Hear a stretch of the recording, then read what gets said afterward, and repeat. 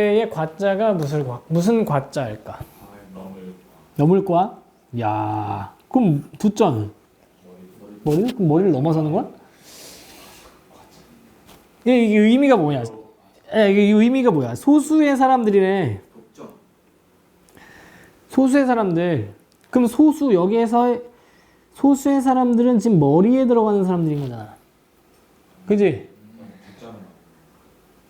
이게 적을 과자입니다. 적을 과자. 적다고요. 적을 과자입니다. 적을 과자.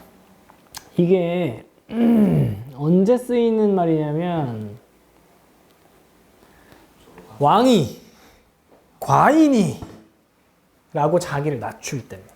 왕이 과인이 라고 할 때 과인 이런 말 쓰고 또 그냥 다른 의미로 과부 과자도 있어.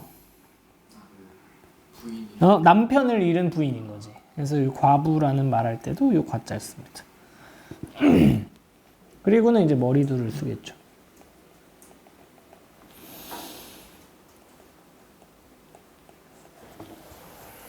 과두제. 그러니까 머리에 사람이 적다. 됐습니까? 소수의 사람들 혹은 엘리트 집단이 국가의 최고 기관을 조직하여 행하는 정치 체제를 말한다. 소수의 사람들이 국가의 최고 기관을 조직하여 행하는 정치 체제. 그러니까 소수의 사람들이 위치하는 지점이 어디입니까? 최고 기관인 겁니다. 가장 머리에 가장 적은 사람들이 있다. 그들이 하는 정치 체제가 과두제입니다. 이는 원래 정치 분야의 용어지만 오늘날 사회경제 분야에까지 폭넓게 사용되고 있다. 독일의 정치학자 미헬스는 계속 나온 사람이니까 이 사람의 의견을 좀 정확하게 파악하는 게 중요하겠죠.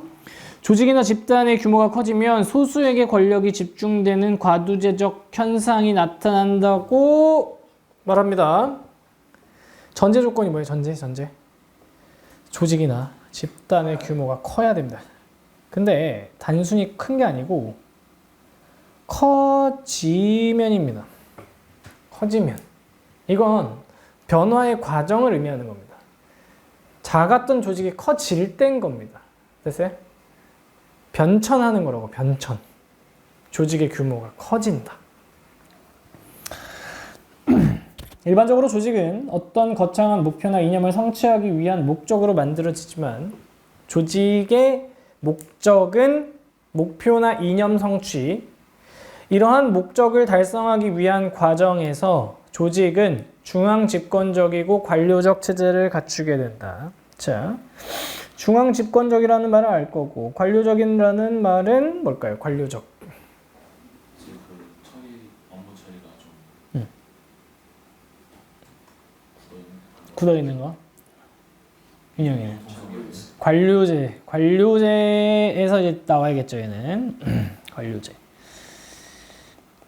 이제 관료제라는 말을 생각하면 이제 관료주의적 체제인데 그 이제 관료주의가 뭐냐? 그러면 관료주의적인 것의 대표가 어디일까? 대표. 관료주의의 대표. 조선? 조선도 되지. 조선 되지. 우리나라 현재 조직 중에서 관료주의의 대표는 어딜까? 어디요? 맞아. 정부야, 정부. 그러니까 기본적으로 이 조직은 정부 조직이 가장 관료주의적인 조직입니다. 기본적으로 상하관계가 뚜렷해요. 그러니까 상하관계가 뚜렷하면 상명하복을 하겠죠. 위에선 명령을 내리고 밑에선 복종하는 거고. 그죠? 또 어떤 게 있어요? 획일적이죠. 그리고 통제적입니다. 됐습니까? 관료제라는 말을 들으면 정부 스타일, 위에서 찍어 누르는 스타일. 됐죠? 근데 이제 요 말이 지금 똑같죠. 중앙 집권적이라는 말하고 아주 햄이 가깝지 않습니까? 중앙 집권적인 정부야말로 상하 관계가 뚜렷하고 위에서 내려 명령을 내리고 획일적이고 통제적이고 가장 빠른 속도로 조직이 원하는 결과를 이끌어내는 과정까지 만들어내는 것. 관료제, 중앙 집권적. 됐죠? 이에 따라 정보와 권력이 소수에게 편중되고 여기에 소수는 누굴까요? 권력을 가진 그렇죠. 권력을 가진 사람이 되겠죠. 다수가 소외되는, 그러니까 여기서 소수는 지도자가 되고요. 다수는 대중이 됩니다. 다수가 소외되는 현상이 발생하면서 원래 목표했던 바와는 달리 과두제가 형성된다는 것이다. 원래 목표는 뭘까?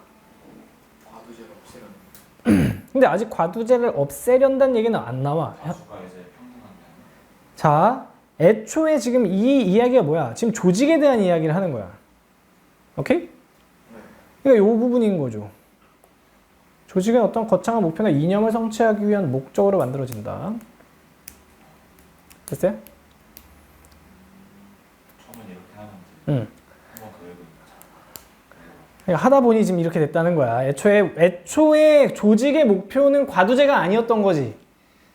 딴 길로 샜다. 그렇지. 조직의 목표는 목표나 이념을 성취하기 위한 목적으로 만들어진 건데 하다 보니 지금 과두제가 만들어지는 게 조직에서 지금 목표했던 바와 달리 이런 일이 이뤄진 겁니다. 미헬스가 자신의 주장을 입증하기 위해 분석 대상으로 삼은 것은 독일의 사회주의 정당 및 혁명적 노동당이었다. 그는 보수 정당의 경우, 자, 그럼 이제 보수 정당 나왔고 여기 사회주의 정당 나오고 하니까 이제 요 얘기를 좀 해보겠습니다. 일단 보수주의가 뭘까? 보수주의. 그렇지. 체제를 유지하는 게 핵심입니다. 그래서 급격한 변화를 반대해요.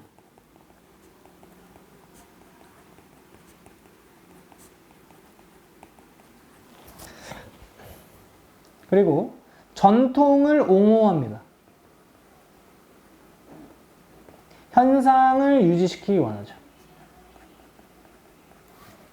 보수주의의 핵심입니다. 변화를 반대하고 전통을 옹호하고 현상을 유지하는 것. 됐죠? 그는 보수 정당의 경우, 그러니까 이 컨설베이티브한 파티인 거죠. 이 보수 정당은 선거 기간을 제외하면 본래 그들이 지닌 과두제적 경향이 명백하게 드러나므로 선거 기간은 제외한데 본래 그들이 지닌 과두제적 경향이 명백하게 드러난대. 애초에 보수주의는 과두제야. 오케이? 그러니까 위에서 시키는 대로 하는 방식이기 때문에 소수의 지도자가 권력을 쥐고 나머지 대중들이 따라가는 방식. 그게 보수정당의 특징이다. 근데 선거 기간을 제외한다라는 이 말이 의미하는 바가 뭘까? 왜 선거 기간에는 제외를 할까? 그렇지. 뭐 그럴 수 있지 또.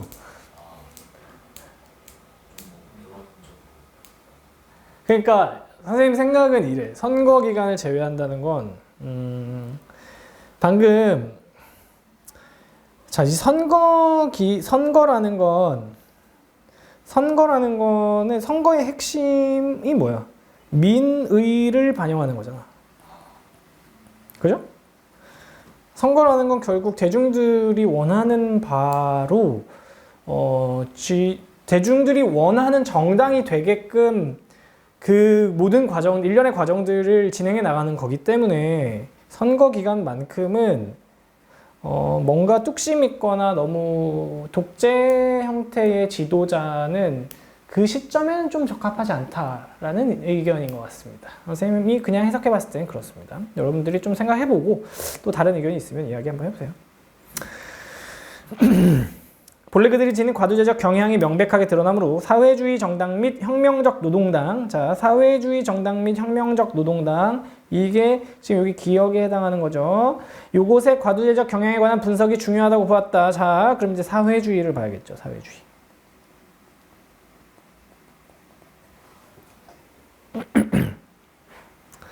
자, 사회주의는 기본적으로 이제 자본주의에서 돈이 최고다. 에서 좀 많이 나간 거야. 공산주의에 이 과도기적 형태가 사회주의가 되겠습니다. 그러니까 공동체가 뭔가 생산을 하는 것까지는 아니다 이거야. 그런데 이제 사회를 구성하는 사람들이 핵심은 첫 번째, 사유재산 제도를 폐지하는 거죠. 사유재산 제도를 폐지시키면 어떤 일이 벌어지냐면 모두가 최소한 금전의 문제에 있어서는 평등한 상황이 발생하죠. 빈부격차라는 게 없으니까. 또한 생산수단을 사회화시킵니다. 생산수단의 사회화라는 건 모든 돈을 벌 수 있는 것들은 전부 국가 혹은 사회의 것으로 만든다라는 거죠. 이것들을 통해서 이 사회주의가 추구했던 게 뭘까? 결국 이렇게 되면 그러니까 자본주의가 가지고 있는 모순이 뭡니까? 사회적, 경제적 격차가 엄청나게 발생하죠? 경제적인 모순을 극복하기 위한 겁니다. 이 사회주의가 하고자 했던 건. 그러면은 이제 노동당 나오죠. 노동당은 일단 이름부터 쩔죠? 그렇죠. 노동자 중심의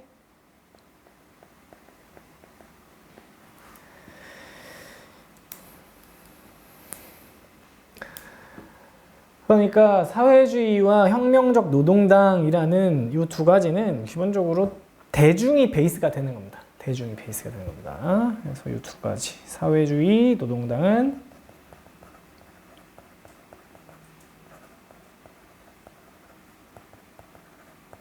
대중 중심인 겁니다. 그러니까 어떻게 보면 과두제와는 좀 상극인 거죠.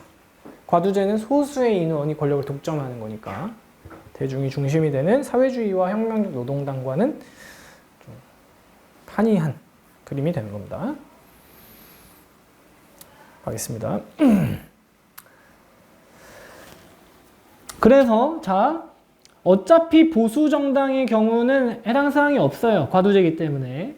근데 사회주의 정당과 혁명적 노동당은 그렇지 않은 걸 목표로 하는 곳이기 때문에 이것에 대한 분석이 중요한 겁니다. 이들 정당이 초기에 가장 중요하게 포방해왔던 것이 과두제의 부정, 별표, 과두제의 부정. 과두제를 싫어했다고. 소수의 인원이 독점하는 권력에 대해서 비판하고 싫어했다고. 다시 말해 이론적으로 이들 정당의 근본적 목표가 모든 형태의 과두제에 대한 투쟁. 자, 또 나옵니다. 과두제에 대한 투쟁이요. 동어 반복입니다, 지금. 그러한 정당의 과두제적 현상이 나타난다는 것은 다른 일반적 조직에도 과두제적 경향이 내재하고 있다는 결정적 증거가 될 수 있다. 자, 그러니까 보세요. 과두제를 부정 그리고 투쟁 대상으로 과두제를 부정하는 조직이 결과적으로 무슨 일이 벌어졌어요? 이 조직에 과두제적 경향이 드러났다. 경향이 있다는 건 이게 뭘 의미하는 거다? 나머지 조직은 볼 것도 없다는 거죠. 모든 일반 조직은 당연히 들어간다. 과두제는 무조건 들어가게 된다. 됐어요? 다음 국가의 통치권을 한 사람이 독점하고 있으면 군주정. 자, 정리 잘하세요. 군주정은 한 사람입니다. 한 명. 군주정. 소수 귀족정. 모든 사람이 함께하면 민주정. 모든 사람 민주정. 미엘스는 민주정이 귀족정과 같은 과두제로 변해가는 과정에 주목하였으며 다시 미엘스는 민주정이 귀족정과 같은 과두제 지금 과두제로 선정한 것이 어디부터 귀족정 붙은 거예요. 한 명이 아니라 소수인 것도 과두제에 포함시켰다고요. 됐어요? 요거는 선택지로 한번 장난치기는 좋을 것 같긴 해요. 완전 소수, 그러니까 한 사람만을 얘기하는 게 아니라 소수도 과두제에 들어간다. 그리고 그 변화의 요인을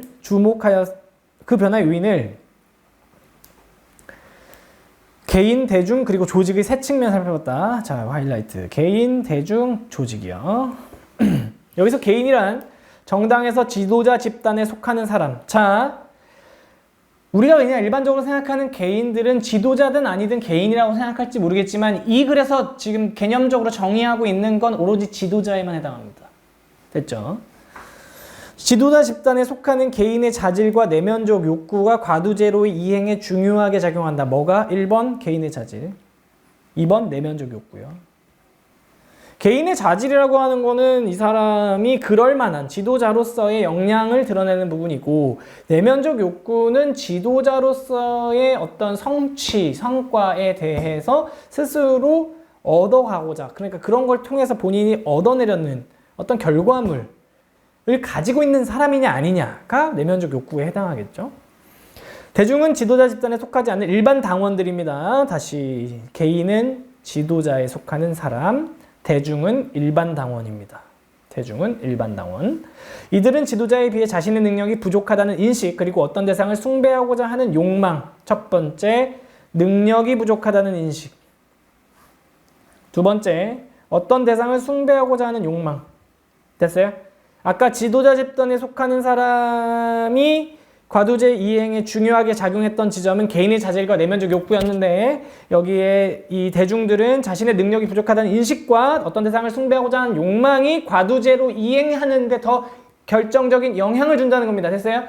이걸 구성하는 이 세 가지 파트에 대해서 각각 두 가지를 얘기한 겁니다. 지금 마지막, 정당의 형태를 갖추게 된 조직에서는 내부적으로 비대해진 조직 운영의 합리화를 위해서, 오케이? 첫 번째 합리화예요.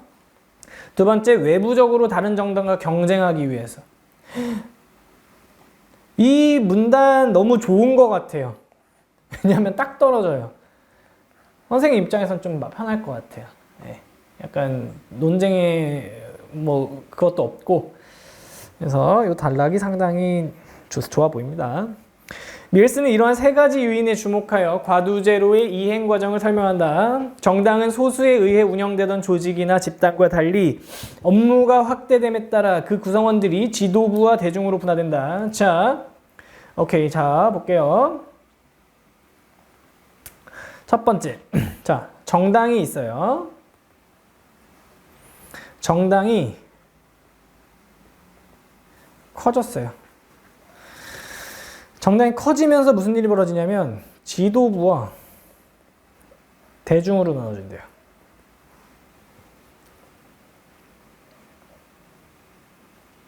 대중으로 분화된다. 정당 규모상 대중의 직접 참여가 불가능해지면 조직 운영의 합리화를 위해 뛰어난 자질을 지닌 개인들이 지도부를 형성하게 된다. 지도부에서 누가 나와요? 지도자가 나오는 거예요. 지도자는 어떤 특징이 있어요? 다음 볼까요? 그들은 지도자로서 자신의 가치를 의식하고 자신의 역량을 자신하며 자신의 지성과 웅변력 등으로 대중을 유인한다. 이 사람들이 하는 일, 지도자들은 뭘 갖추고 있어야 된다? 일단 가치, 그리고 자신의 역량을 드러내야 되고요. 웅변력 등이 필요합니다. 그러니까 빠가새끼는 안 된다 이겁니다. 그죠? 대중은 지도자와 비교되는 자신의 무능력을 통찰하고, 여기서 대중은 뭐라 해요? 무능력 통찰. 좀 씁쓸하네요. 다른 정당과의 경쟁을 성공적으로 이끌어가는 지도자에게 감사. 지도자에게 감사. 감사합니다. 이러한 과정에서 지도자는 내재해 있던 지배 욕구를 충족하게 되고, 이때 요 과정, 자신은 가치가 있고 역량이 있고 자신의 웅변력과 지성을 떨치는데 대중은 그런 자신을 보면서 감사해하고 자신의 무능력을 통찰해가는 과정을 지켜볼 때 지도자는 무슨 느낌을, 뭐가 생겨요? 그렇죠. 여기서 지배 욕구가 충족한대요. 됐어요? 이 과정에서 지배욕이 충족됩니다. 그리고 대중은 숭배 욕구를 충족하게 됩니다. 이렇게 지금 선생님이 이제 키워드 형태로 써놓은 거는 반복하면서 보시면서 글을 스캔하듯이 좀 만들 때 하셔야 됩니다. 아시겠죠? 이 키워드를 글을 키워드로 전환하는 과정에서 다시 키워드를 반복적으로 본 다음에 내가 그 글을 돌아갔을 때 각각 위치가 어디에 위치해 있고 어떤 식으로 분화 발전하고 있는지 여부를 계속 체크해야 되는 겁니다. 대중은 점차 그러한 지도자를 우월한 존재로 여기며 자신의 숭배욕구를 충족하게 된다. 다른 정당과의 경쟁에서 이기기 위해 핵심 사안에 대한 결정의 신속성이 중요해지면서 뭐가 중요해요? 신속성, 결정의 신속성이 필요해요. For what? 정당과의 경쟁입니다. 다른 정당과의 경쟁.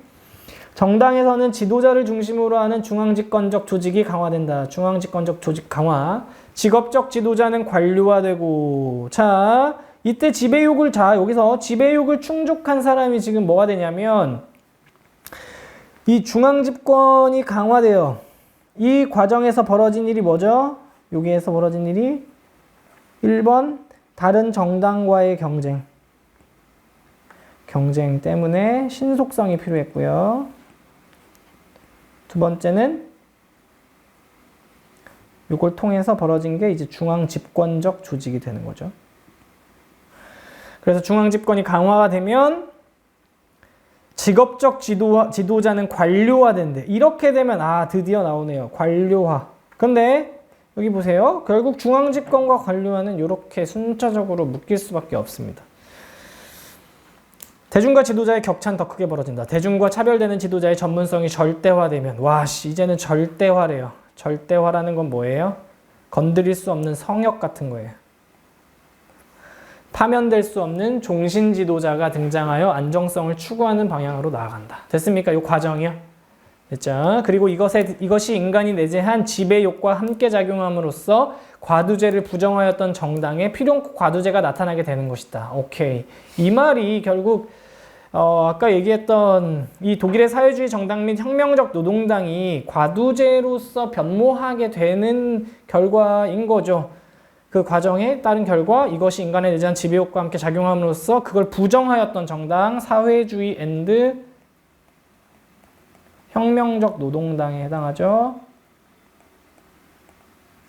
이에 필연코 과두제가 나타나게 되는 것이다. 미엘스는 이처럼 아무리 민주적 조직이라도 과두제가 여기에서 또 나오네.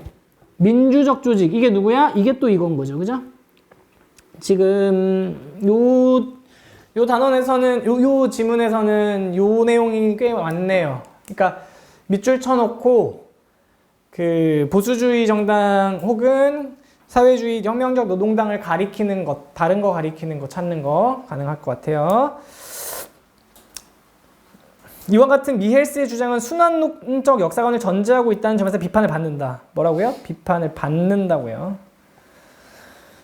순환론적 역사관이 뭘까? 그렇죠? 이거 하나 써놓을게요. 바뀌었는데 안 그러니까 결국 인간 안 바뀐다 얘기 아닙니까? 역사라는 게 비슷한 유형의 사건들이 반복되면서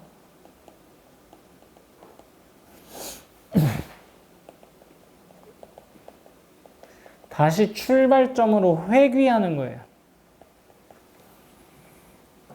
회귀하는 형식으로 전개된다.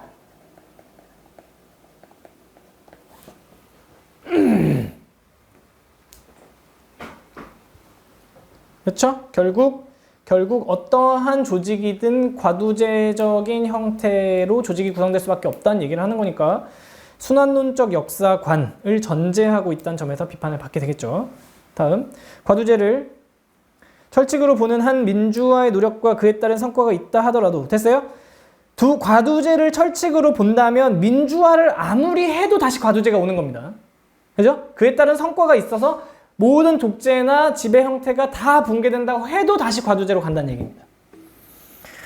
이를 인정하면 역사는 과두제화와 민주화가 상호 반복되는 순환 과정. 됐습니까? 이거 이해되죠? 과두제와 민주화가 상호 반복되는 순환 과정 지속하게 될 뿐이다. 과두제를 벗어날 수 없는 역사의 철칙으로 규정하는 것은 대중의식의 발전을 인정하지 않는 엘리트 중심적 사고에 기반한다. 지금 이 부분이 뭐예요? 이거 되게 중요한 얘기입니다. 과두제를 벗어날 수 없는 역사의 철칙으로 규정하는 것은 대중의식의 발전을 인정하지 않는 엘리트 중심에 기반하고 있다. 그러니까 과두제가 비판받아야 되는 지점인 거죠. 이건 과두제의 비판이 되는 거죠. 비판. 대상. 대중의 무능력과 어리석음. 요게 뭐예요? 요게 대중의식의 발전이 인정되지 않는 부분인 거죠. 대중의식이 발전하지 않는 게 대중의 무능력과 어리석음인 거죠. 조직의 과두제화를 필연적으로 초래하는 변하지 않는 요인이 되고 있다. 이런 점에서 과두제에 대한 미엘스의 주장은 민주주의 사회를 대중이 주도해야 한다고 생각하는 사람들에게 스스로 풀어내야 하나의 큰 숙제를 남겨주었다. 자, 민주주의 사회를 대중이 주도해야 한다고 생각하는 사람들, 이게 누구예요? 이게 또 그건 거야. 오케이? 사회주의 혁명적 노동당에 해당하는 겁니다. 얘도. 8번. 과두제란 용어는 오늘날 사회경제 분야에 사용되고 있다. 그렇죠? 원래는 뭐 정치 용어였으나 이렇게 된다고 했죠. 두 번째, 미엘스는 과두제 출현이 조직이나 집단의 규모와 관련된다고 보았다. 그렇죠? 점점 커지면서라고 했으니까요. 귀족정이나 민주정과 달리 군주정에서 한 사람이 국가의 통치권을 독점한다. 군주정은 한 사람. 그렇죠? 미엘스는 과두제로의 이행에 개인, 대중, 조직이란 요인 작용한다고 봤고요. 미엘스는 순환론적 역사관을 비판하며 정당이 변화되는 과정을 설명한 게 아니라 순환론적 역사관의 비판을 받은 거죠. 비판 받음. 9번이요. 미엘스가 기억을 분석 대상으로 삼은 이유. 기억 아까 사회주의 그 새끼들이죠? 사회주의 그 새끼들. 1번. 기억은 과두제가 나타날 수 없는 집단이기 때문이다. 과두제는 일단 어디서든 나오는 겁니다. 그죠? 어디서든 나오는 겁니다. 기억은 처음부터 중앙집권적인 관료적 체제를 갖춘 집단이 아니죠. 기억은 그 정당이 지닌 과두제적 경향이 명백하게 드러나는 집단이기 때문이다. 자, 지금 2번하고 3번은 어디에 해당하는 걸까요? 보수주의 정당이죠. 보수정당에 해당하는 거죠. 4번. 기억은 모든 형태의 과두제에 대한 투쟁을 근본적 목표로 했던 집단이기 때문에 이걸 분석하는 겁니다. 그쵸? 과두제에 대한 투쟁, 다른 말 뭐 있었죠? 부정 있었죠? 과두제의 부정. 네. 5번, 기억은 다른 일반 조직보다 더 강한 과두제적 경향을 내포하고 있는 집단. 아니죠. 이것도 보수정당에 해당하는 거죠. 넘어가겠습니다. 10번이요. 니은에서 나타나는 현상으로 볼 수 없는 것은 니은은 과두제로의 이행 과정이죠. 이행 과정. 1번. 정당의 업무가 확대됨에 따라 그 구성원들이 지도부와 대중으로 분화된다. 맞죠? 지도자는 자신의 역량으로 대중 유인하고, 여기 역량 나오네요. 그러면 이제 여기에 역량 대신에 쓸 수 있는 건 뭐가 있을까? 자질, 또 웅변력, 지성, 이런 걸로 대체할 수 있습니다. 여러 대중을 유인하고, 대중은 정당을 성공적으로 이끈 지도자에게 감사해야 한다. 그렇죠? 대중은 지도자의 모습에서 대리만족을 느끼며 내재해 있던 지배 욕구를 충족하게 된다. 네, 숭배 욕구. 틀리고요. 4번. 다른 정당과의 경쟁에서 이기기 위해 중앙집권적 조직이 강화된다. 그렇죠? 속도가, 자, 다른 정당과의 경쟁에서 이기기 위해서 필요한 건 뭐였어요? 신속성이죠, 신속성. 신속성을 만들기 위해서 중앙집권적 조직이 강화되는 거죠. 대중과 지도자의 격차가 크게 벌어져 지도자의 전문성이 절대화되면 종신지도자 등장한다. 그렇죠? 다음. 현재 대부분의 정당 내에서 보계상을 고려할 때 디귿을 평가할 때 가장 적절한 것은, 디귿은 미헬스의 주장이죠. 미헬스의 주장.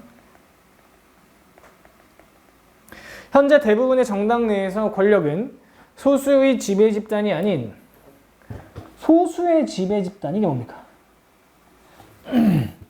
이게 지금 과두제에서 지도자를 얘기하는 거죠. 지도부. 그죠? 지도부가 아닌이라고 했습니다, 여러분. 아닌이요. 아닌이라고 했는데, 자, 근데 이제 이걸 잘 보셔야 됩니다. 대중이라고 퉁을 치는 게 아니고 이 대중을 다수의 이해 집단에 분산시켰습니다. 그러니까 이 대중들을 다시 A, B, C 이렇게 나눠서 묶었다고요. 그러니까 다수의 이해 집단은 실질적으로는 대중인 겁니다.